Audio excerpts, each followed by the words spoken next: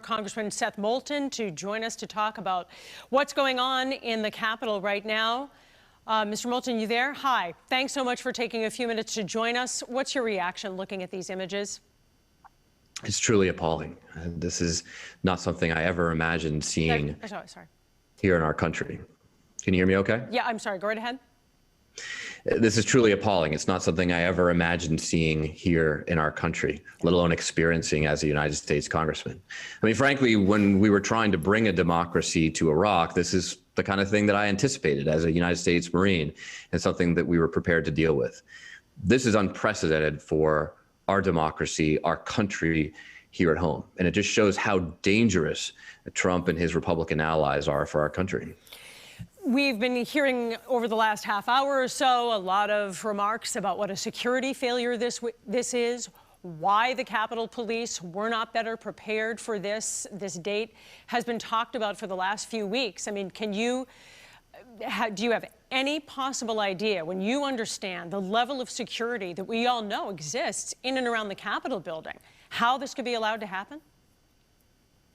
Because the federal government, which had no problem sending in troops from all across the country to beat up Black Lives Matter protesters in the streets, refused to provide National Guard support to the Capitol Police.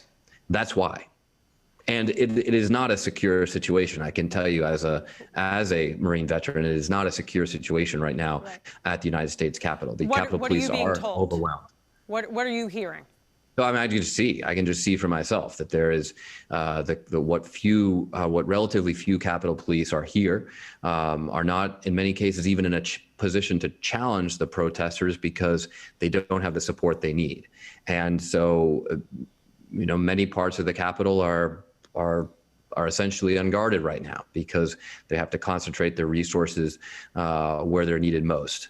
So this is a very dangerous situation for our country. I feel perfectly safe right now, but partly that's probably just because of my background and training, but it is a very dangerous situation for our lawmakers and for our country.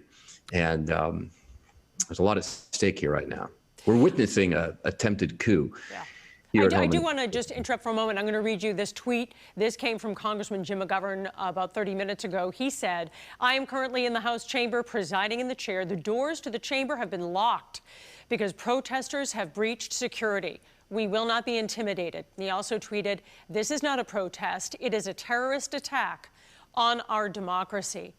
As people from around the world look at these images, what would you possibly want to convey to them about the state of our government right now? Well, what I want to convey to people around the world is that we will see our way through this. And we will not let these domestic terrorists take our government away from us and from the American people.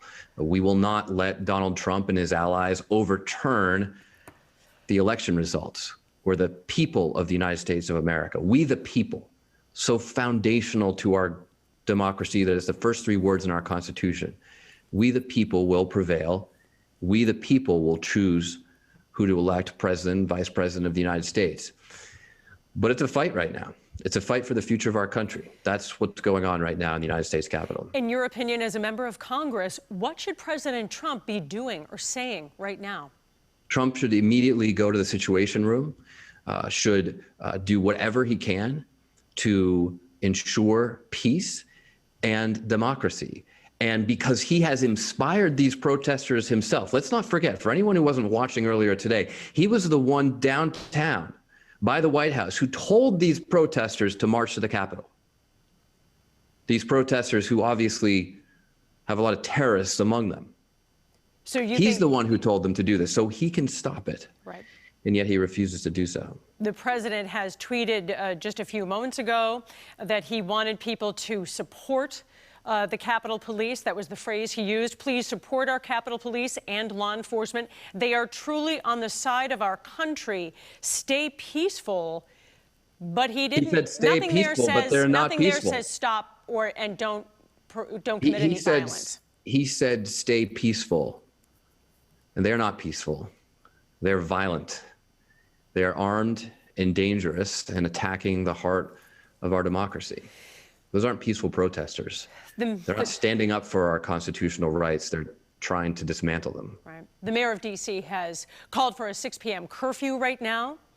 What can she possibly do, in your opinion? What can the leadership in the district do to try to disperse the crowd on the Capitol steps? And do you see the Secret Service playing a role here? How should people understand the role and the responsibility of the Secret Service once the vice president was removed from the building?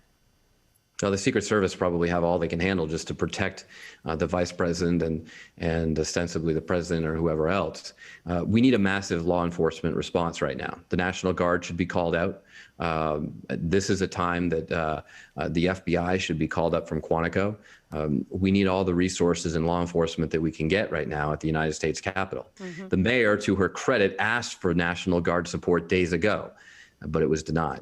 I do want to add, Congresswoman Ayanna Pressley's 2018 campaign manager has tweeted that Ayanna Pressley and I are currently safe. Thank you for your messages. And Ed Markey has also let constituents know that he is safe as well. As you speak with people who are clearly, they're upset. Yeah, this is incredibly upsetting and sickening to watch this scene play out on the Capitol steps. What do you want to say to your constituents and to Americans that might be turning to a member of Congress right now to say, what can you do to stop this? Look, I understand. There are a lot of my colleagues right now who are not only fearing for our democracy, but literally fearing for their lives. And this is far from the most dangerous situation I've been in my life, so I'm not concerned about my life. I'm perfectly safe right now. But I do fear for our democracy. I fear for the country that we're going to hand over to our kids and our grandkids someday. What's happening right now in the United States Capitol is an attempt to undermine our democracy, to take away freedoms, to tear down our Constitution. But I am confident. I remain confident even today, in the midst of all this, that we will prevail, that the United States of America will prevail, and the American people should count on that. And countries around the world that might seek to challenge us, especially in this time of terrible trouble, should know that our men and women on the front lines, they will still uphold our values, even if Trump's allies in D.C. fail to do so. The Speaker McConnell gave a rather emotional speech earlier today, saying that he opposed fellow Republicans objecting to the electoral votes. And he said, we cannot simply declare ourselves a national board of elections on steroids. The voters, the courts, and the states have all spoken. They've all spoken. If we overrule them, it would damage our republic forever. In light of his firm stand there on the floor, and that no doubt this crowd will be dispersed by the end of this day, we hope peacefully. Is it your hope that the republic is not damaged forever and that we can begin this new administration and enter a new political era where this deeply divided nation, each side can speak to the other? Of course it is my hope, and it's also my hope as a more immediate and practical matter that my Republican colleagues, people who I'm frankly embarrassed to say are my colleagues, will stop this lawless protest. It is their actions inside the Capitol today that inspired and supported these terrorist actions outside the Capitol. So there's much work that needs to be done here in the next 24 hours. Let alone the next 4 years. Right. A lot has been made over the last few months since Election Day that 74 million Americans believe the election was quote unquote rigged, that they really did not have faith in the way that this process played out. Of course, the president repeated that. Many other Republican leaders repeated that. For people who don't want to accept the fact that each of the states certified their votes and that the federal government has no role to play in our elections for this very reason. I mean, how do you convince people who are not just unhappy that their candidate didn't win, but are truly questioning our system, the electoral process, which has always been revered in this country? How do you convince them that this was correct, that everything was done in proper order? Donald Trump's own Department of Homeland Security declared this the safest and most secure election in American history. Donald Trump's own appointed federal judges threw out every challenge to this election in the courts. And Donald Trump's attorney general, who many have called the most partisan attorney general in American history, said that there was no widespread fraud. There will always be small mistakes, but the question is whether there is widespread fraud that would change the result of the election. And there isn't. That's just the facts. I don't know if we're going to convince everybody of that, but what we need to make sure is that future generations of Americans trust this process, trust this fundamental foundation of democracy, which is that every vote counts.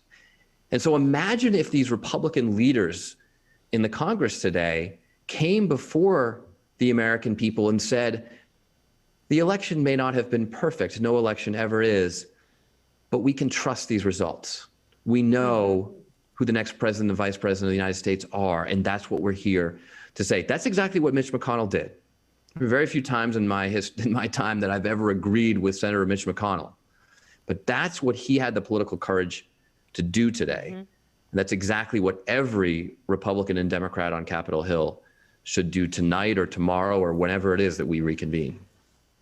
All right, Congressman Seth Moulton, I have to apologize my urgency to get to you. For some reason, I said former congressman. I don't know why that phrase came out of my mouth. But Congressman Seth Moulton, thank you for taking the time to speak with us during this very tense moment in our nation's capital. We appreciate it, and we wish you the best. Please stay safe, and let's all hope for our country that this day ends in peace.